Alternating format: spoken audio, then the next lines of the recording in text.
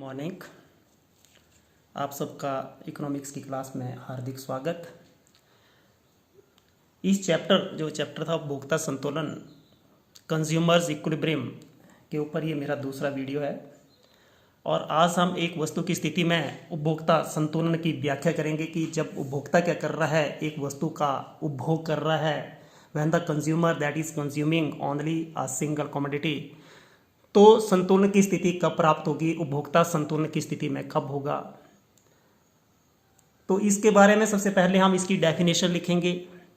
Definition के बाद हम उसकी मान्यता करेंगे, क्योंकि जब भी कोई कंसेप्ट होता है इकोनॉमिक्स का कोई भी सिद्धांत होता है, सबसे पहले उसकी परिभाषा, उसके बाद उसकी मान्यताएं, और उसके बाद उसकी सारणी बनाई जाती है, और उसके बाद उसको चित्र की सहायता से उसकी व्याख्या की जाती है।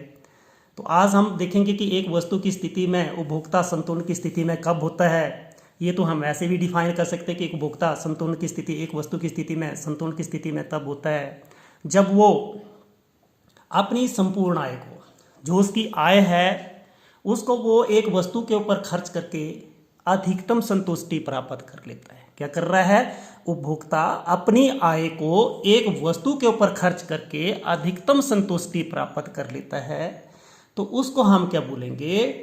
उपभोक्ता संतुलन की स्थिति। इंग्लिश में भी मैं बताता हूं कि in case of single commodity, जब भी आपकी कमोडिटी सिंगल है, जब आप क्या कर रहे हैं, सिर्फ एक ही वस्तु को खरीद रहे हो, तो a consumer will be in the state of equilibrium. वो इक्विलिब्रियम की स्टेट में कब होगा?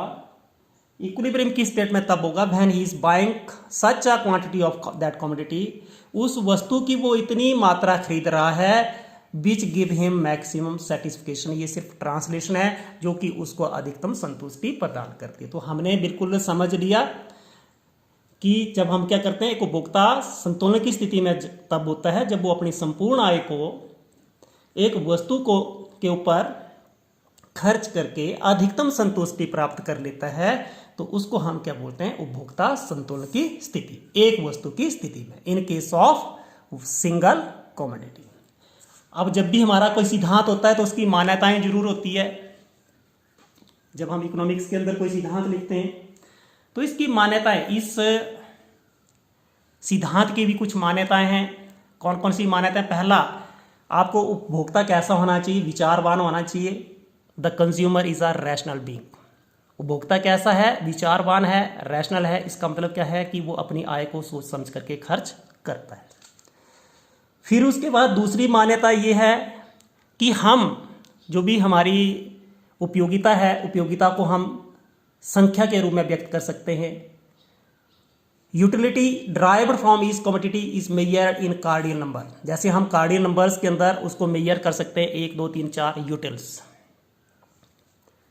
यानी कि हम ये बोल सकते हैं कि जो उपयोगिता होती है, उपयोगिता गणनावाचक होती है। कैसी होती है? गणनावाचक। ठीक है, गणनावाचक का मतलब अब गिनती किसकी कर सकते हैं? जो आपकी गिनतियां होती है, जो आपके नंबर्स 1 2 3 4। यानी कि हम उपयोगिता को माप सकते हैं। किस में मापते हैं? नंबर्स की फॉर्म में। उसके बाद जो हमारी मुद्रा होती है, मुद्रा की सीमांत उपयोगिता स्थिर रहती है। मुद्रा की सीमांत उपयोगिता स्थिर रहती है। MUM यानी कि marginal utility of money constant रहती है, स्थिर रहती है। इसके बारे में मैं बिल्कुल डिटेल में आपको बताने जा रहा हूं इसके आगे कि मुद्रा की सीमांत उपयोगिता होती क्या है। मुद्रा की सीमांत उपयोगिता होती क्या है? वो स्थिर रहती है, वस्तु की कीमत स्थिर रहती है, वस्तु की कीमत के अंदर कोई भी परिवर्तन नहीं होता है। Price remains constant, taste of the consumer constant, मतलब उपभोक्ता की जो रुचि है उसमें कोई परिवर्तन नहीं होता है। इनकम, जो भी कंज्यूमर की इनकम है, उपभोक्ता की आय है, वो भी स्थिर रहती है। और जो हमारी उपयोगिता होती है वो स्वतंत्र होती है, इंडिपेंडेंट। इसका मतलब क्या है कि जो आप एक पहली वस्तु का उपभोग कर रहे हो, आप दूसरी वस्तु का उपभोग कर रहे हो, तो दूसरी वस्तु की उपयोगिता पहले से बिल्कुल स्वतंत्र है। Utility they are independent.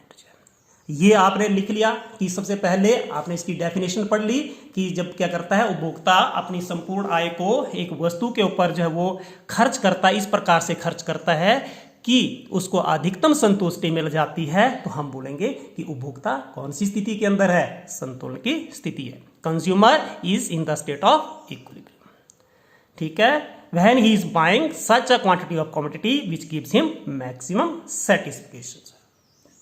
अब इक्विलिब्रियम की कंडीशंस क्या होती है, उपभोक्ता संतुलन की स्थिति क्या होती है, इसको हम बड़ी डिटेल में आगे समझाने की कोशिश करेंगे कि उपभोक्ता संतुलन की स्थिति में कब होता है। एक उपभोक्ता संतुलन की स्थिति में तब होता है जब MUX बटा MUM that is equal to price of X, ये दोनों बराबर हो जाते हैं, यानी कि वस्तु की सीमांत उपयोगिता, ये हमने सारा थोड़ा थोड़ा डिटेल में हम पढ़ेंगे। और मुद्रा की सीमांत उपयोगिता किसके बराबर हो जाती है, वस्तु की कीमत के बराबर हो जाती है। तो उस स्थिति के अंदर हमें क्या मिलती है, ये संतुलन की स्थिति प्राप्त हो जाती है, इक्विलिब्रियम स्टेट हमें मिल जाती है, इक्विलिब्रियम कंडीशन हमें मिल जाती है। मैक्सिमम बुक्स के अंदर आपको ऐसे भी दिखेगा MUX बटा PX that is equal to MUM। ठीक है, यहां पे आप इसको अलग अलग लिख सकते हो। क्या लिखेंगे कि MUX क्या है, वो X वस्तु की सीमांत उपयोगिता है, MUM ये वस्तु की सीमांत उपयोगिता भी होती है इन टर्म ऑफ मनी, मुद्रा के रूप में, या हम दूसरी भाषा में बोल सकते हैं कि मुद्रा की सीमांत उपयोगिता। PX क्या होती है, वस्तु की कीमत। PX क्या है, वस्तु की कीमत।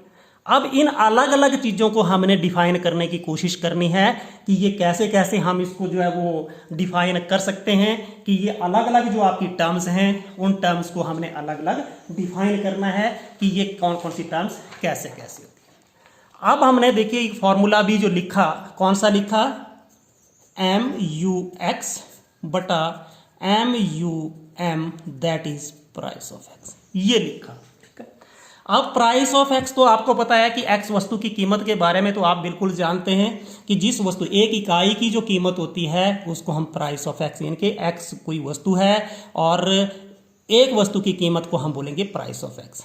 अब MUX ये भी मैंने आपको बड़ी डिटेल में बताया है कि जैसे आपका Q है, Q आप 1 2 3 4 मात्राएं खरीद रहे हैं। अब आपको पता है टोटल यूटिलिटी पहली से आपको 10 मिली, अब 2 इकाइयों से जो आपको मिल गई थी कितनी, 8, 3 इकाइयों से आपकी जैसे 24 28, यानी कि आप देखिए MU निकालेंगे, कैसे निकालते हैं, यानी कि पहली इकाई का जब आपने उपभोग किया तो आपको 10 यूटिल उपयोगिता मिली, दूसरी से कितनी मिली, क्योंकि 10 दूसरी ने सिर्फ 8 की एडिशन की है 18 में से, दूसरी इकाई से आपको जो उपयोगिता मिली 8, तीसरी इकाई से जो मिली आपको 6 और चौथी इकाई से जो मिली आपको 4। ये मैंने पहले वाले वीडियो लेक्चर्स के अंदर बताया कि सीमांत उपयोगिता से आप क्या समझते हैं, जब आप क्या कर रहे हैं, किसी वस्तु की अतिरिक्त इकाई का प्रयोग कर रहे हैं तो उससे जो कुल उपयोगिता के अंदर अंतर आ रहा है। पहली इकाई का प्रयोग किया तो 10 ही थी लेकिन दूसरी का 18, तो यहाँ पे कितना अंतर आया, कितना डिफरेंस आया टोटल यूटिलिटी के अंदर 8 का,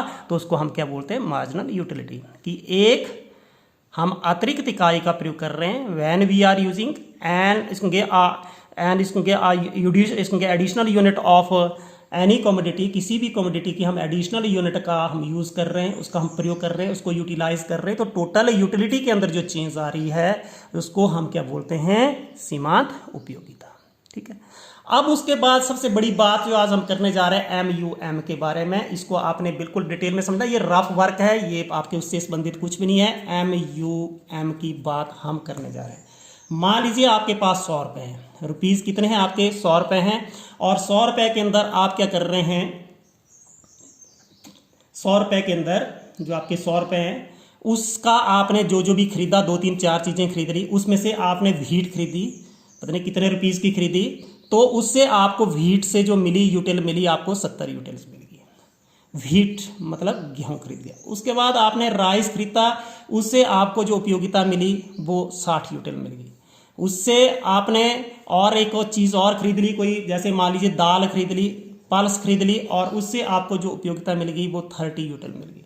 और उसके बाद एक्स्ट्रा अन्य चीज़ें आपने और खरीद ली, और ये 7 13 3 16, और ये आपको 40 यूटिल जो है आपको उपयोगिता मिल गई। अब देखिए आपके पास रुपीज़ कितने थे, 100 रुपीज़, उपयोगिता कितनी मिल गई आपको, 200 यूटिल। यानी कि अब देखो यहाँ पे हम यूनिटरी मेथड का यूज़ करेंगे, एक विधि का यूज़ करेंगे कि 100 रुपीज़ से 200 मिली, एक से कितनी मिल जाएगी आपको, 200 बटा ये तो ये यानी कि 1 रुपए से आपको 1 रुपए किसके बराबर है, 2 यूटिल के बराबर है।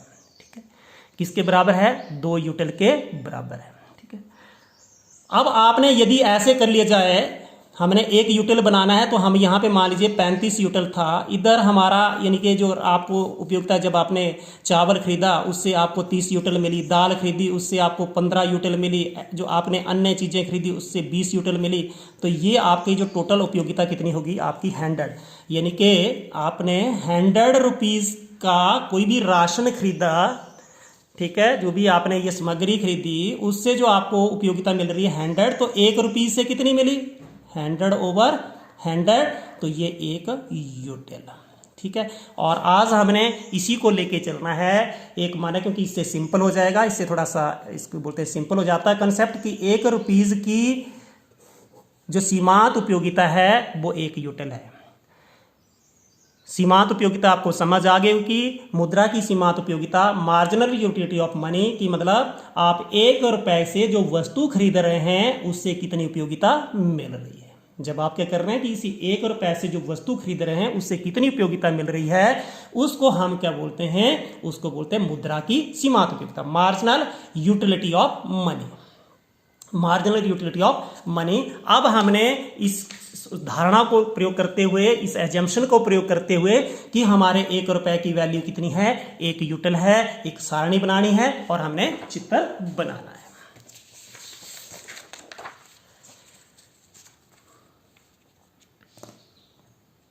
अब यहां पे रेखा चित्रीय प्रस्तुतिकरण कर रहे हैं, डायग्रामेटिक रिप्रेजेंटेशन कर रहे हैं। हमने मान्यता क्या ले ली कि मार्जिनल यूटिलिटी ऑफ मनी कितना है, 1 यूटिल के बराबर है।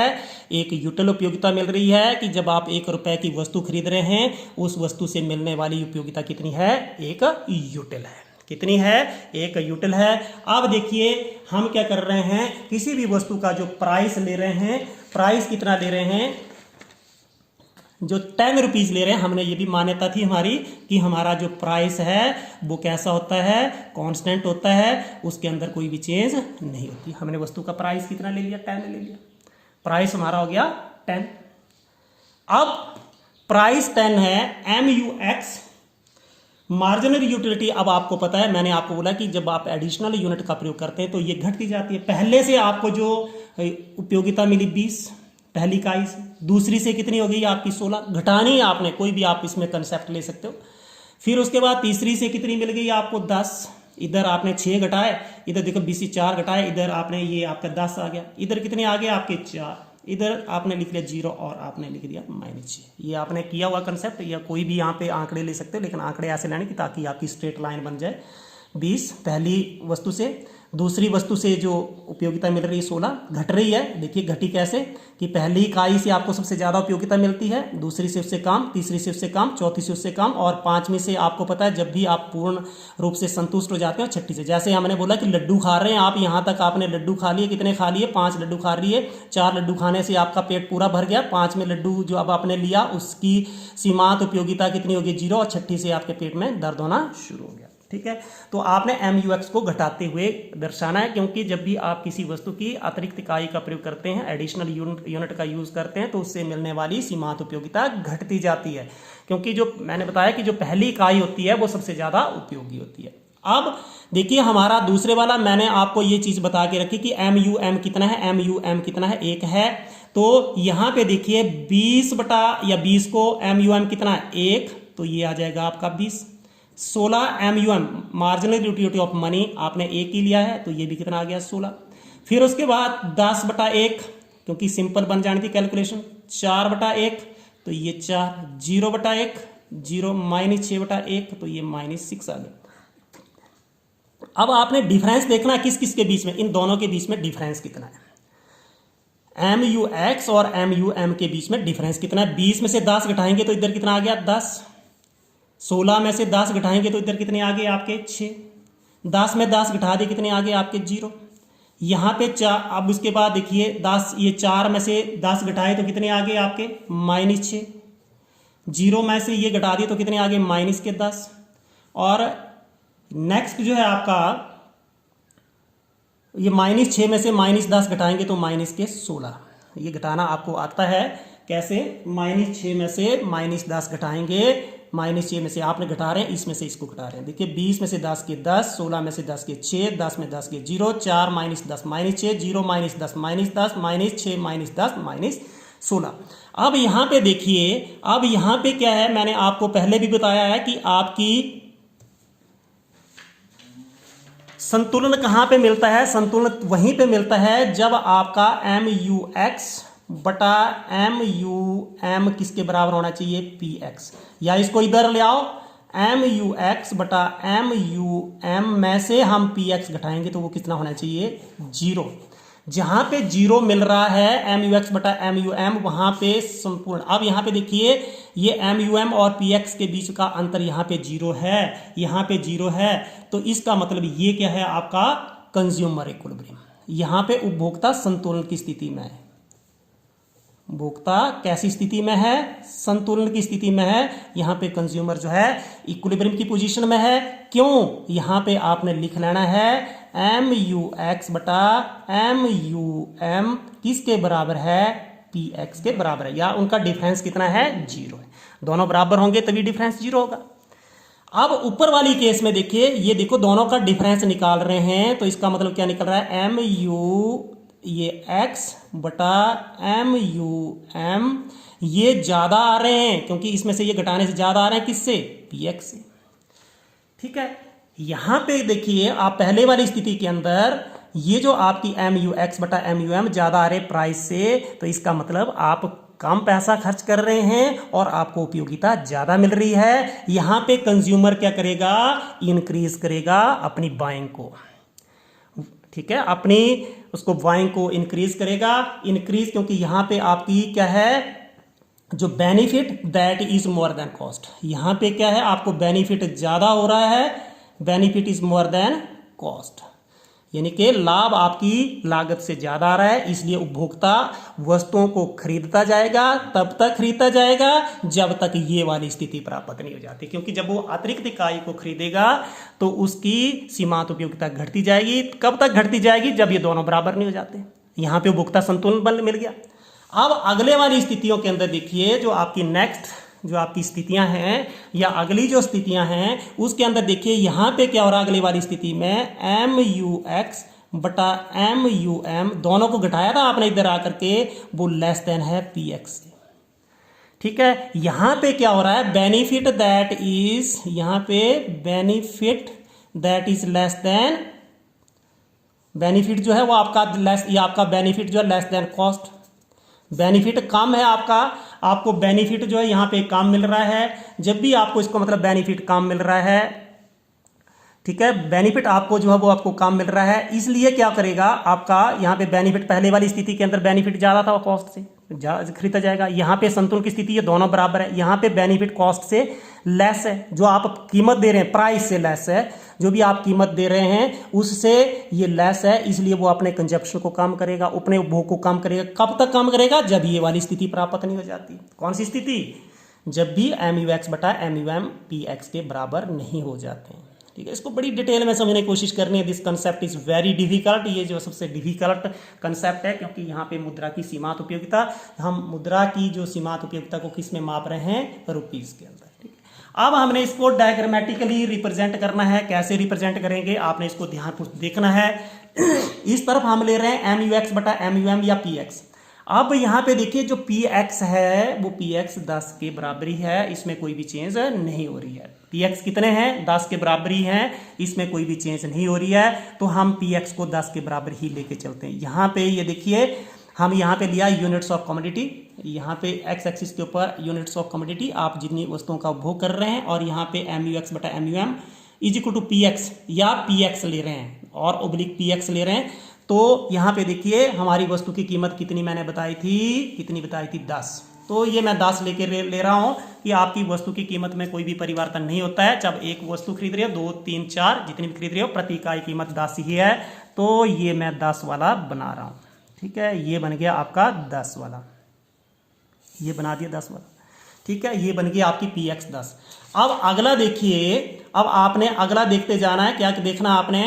देखिए, एक इकाई पे आपको MUX बटा MUM कितने मिल रहे हैं? 10। तो यहाँ पे मैं बनाता जा रहा हूँ, एक इकाई पे आपको कितने मिल रहे हैं, सीध में चलते जाओ, ठीक है। ये आपको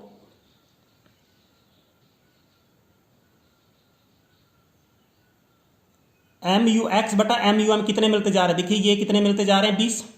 एम यू एक्स बटा एम यू एम कितने मिले 20, एक के सामने चलते गए, इधर आपका आ गया 20, ठीक है। आप किस किस के बीच में ग्राफ बना रहे हैं, एम यू एक्स बटा एम यू एम और पी एक्स के बीच में ग्राफ बना रहे हैं। तो ये कितना आ गया आपका 20। दो पे कितने हैं आपके, दो पे कितने आपके 16, दो की सीध में चलते गए तो आप आ गया आपका 16। 3 इकाइयों का प्रयोग कर रहे हैं तो कितने हैं 10, 3 इकाइयों का प्रयोग कर रहे हैं 10। 4 इकाइयों का प्रयोग कर रहे हैं तो 4, 4 इकाइयों का प्रयोग कर रहे हैं तो 4। 5वीं इकाई का प्रयोग किया तो कितने आगे 0, 5वीं इकाई का प्रयोग किया तो 0। 6ठी इकाई का प्रयोग किया तो आपके कितने आगे -6, और -6 इधर जैसे आएंगे यहाँ पे आ जाएंगे, जैसे भी आएगा आपने इसको स्ट्रेट लाइन से मिला देना, ये स्ट्रेट लाइन ही बनती है, ये बन गई आपकी लाइन।